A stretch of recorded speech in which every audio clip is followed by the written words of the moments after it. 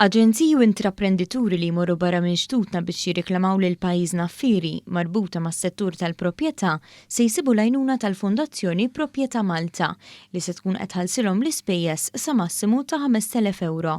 Dan tħabbar waqt konferenza tal-aħbarijiet fejn iċ-Chairman tal-Fondazzjoni Sandro Ketkuti sostna kif Proprjetà Malta dejjem ħadmet biex tqajjem interess internazzjonali u l-bżonn għal skema bħal din inħass wara l-isfidi tal-pandemija.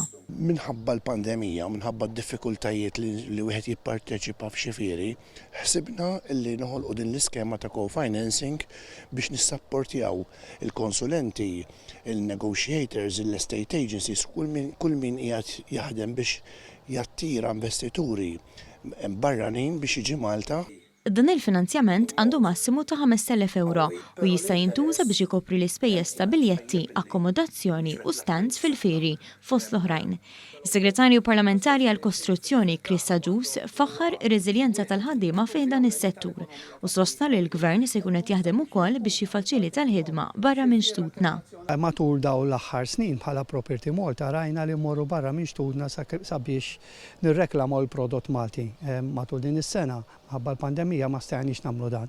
U allura qed nagħmlu din l-iskema fejn qed inħajru l dawk li jaħdmu fis-settur tal-proprjetà li jekk imorru jattendu u jipparteċipaw f'xi fiera, aħna bħala Property Malta Foundation ikunu qegħdin ngħinuhom fin-nefqa tagħhom.